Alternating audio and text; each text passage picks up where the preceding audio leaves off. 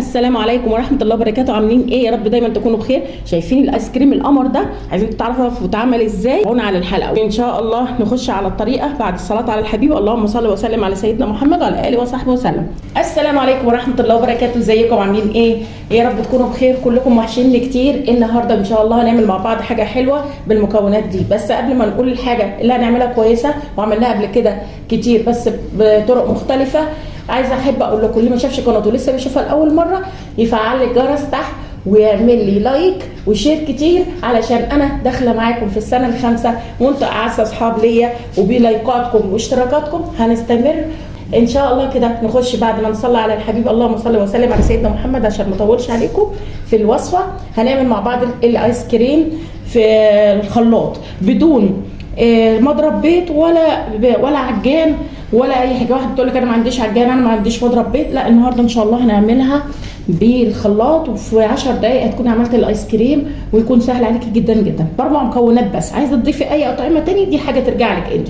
هي 4 مكونات اساسيين، وتقدري تبدلي العسل الابيض. انا حاطه عسل ابيض هنا اهو، تقدري تبدليه بالسكر لو ما عندكيش سكر اهو.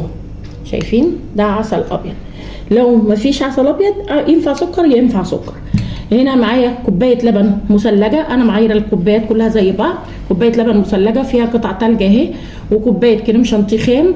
والمكون الثالث دوت اللي هو ديرين، اللي هو كيس كراميل دوت. ما شاء الله بيربط معاكي، وسر المصانع في ربط الايس كريم لما نعمله في الخلاط بسهوله. هنطلع كده، ده طبعا مش هستعمله بعدين، ممكن احطه ازين بيه الايس كريم بس انا مش محتاجاه اهو. هنستعمل الكيس ده اهو. شايفين كيس الكريم كراميل ده هو سر اللي هيخلي لي المطه ونعومه، والايس كريم هيبقى ناعم وفيها مطه كده. بسم الله الرحمن الرحيم. نبتدي كده. جبت الخلاط بتاعي اهو، انا مجهزه كل حاجه. هنحط مع بعض كده. نحط الاول اللبن علشان ما يلزقش الكريم شانتيه تحت. زي ما انتم شايفين يا بنات في قطع من التلج، انا مسقعاه في الثلاجه لدرجه ان في قطع من التلج. وننزل بالكريم شانتيه بتاعنا. بسم الله الرحمن الرحيم. هو حوالي 200 جرام كده. وهننزل بالعسل بتاعنا، وقلنا نستبدله بسكر وما نصعبش على نفسنا الامور لو ما فيش عسل نحل، لان العسل النحل برضو بحاجه طبيعيه بتربط لي وتخلي الايس كريم بتاعي مطه كده وكريمي وناعم. واخر حاجه هنضيفها هي الكريم كراميل بتاعي باكت بحاله. هضرب ده في الخلاط، وعشان وقتكم والازعاج هضربه لمده 5 دقائق وارجع لكم تاني اوريكم شكله عامل ازاي. في 5 دقائق انت بتعمليه ما بياخدش حاجه خالص. هنضيف عليه بس كده عشان الطعم فانيليا، وهو الكريم كراميل فيه فانيليا بس هنضيف له ايه؟ فانيليا كده. ده هروح اضربه في الخلاط ضربه مبرحه 5 دقائق وارجع لكم تاني. دلوقتي يا بنات اهو نعمل دلوقتي 3 اطعمه. يعني حطينا الاربع مكونات الاساسيين اللي هو كريم شانتيه وكريم كراميل وسكر او عسل نحل والحليب. احنا بقى انت عايزه تضيفي اي اضافات ثانيه دي حاجه بترجع لك انت. انا عندي 3 بولات اهو، هوزع كده. شايفين؟ هعمل 3 اطعمه، وليكن مثلا دي هتكون فانيليا، مش هاجي عندها هي محطوط لها فانيليا خلاص، ده كده ايه متضاف لها فانيليا. حطي ده مثلا كوكتيل اللي هو التانج دوت بيبقى كوكتيل.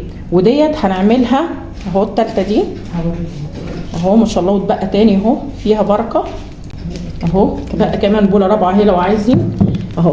ده تانج اهو، تانج برتقال، تانج كوكتيل فواكه. هنحط في اول واحده، دي اول واحده سيبناها فانيليا. هنحط في تاني واحده كده حوالي معلقه كبيره كده اهو، ونقلب كده.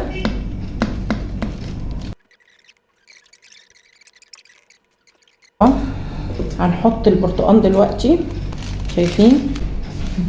بصوا اتشكل ازاي بكل بساطه. هنحط بقى البرتقال اهي، وهعمله بالمضرب عشان يبقى سهل اهو.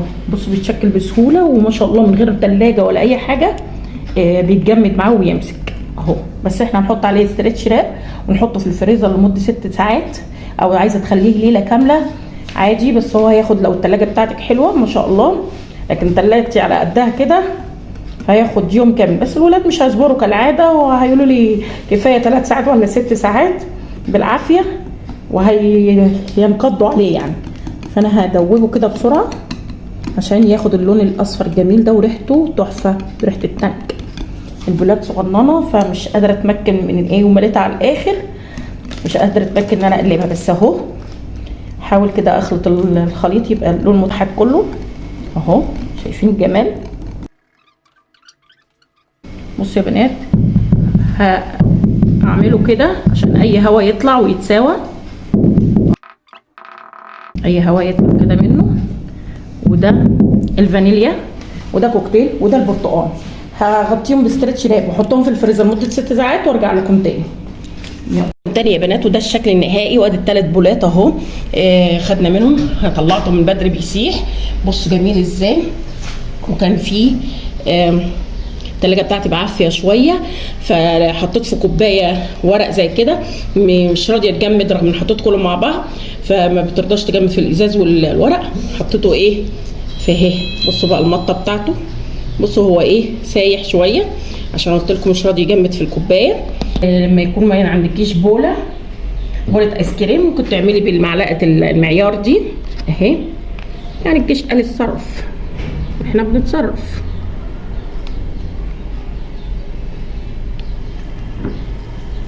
وده كان الشكل النهائي. شايفين المطه بتاعته جميله ازاي.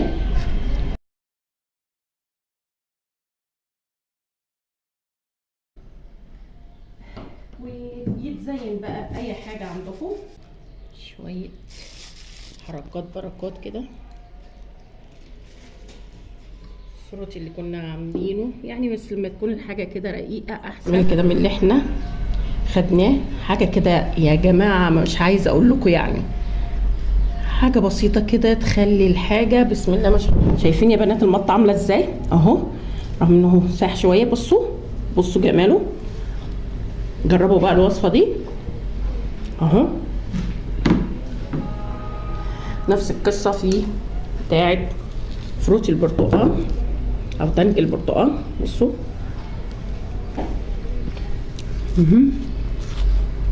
حاجه تحفه وروعه.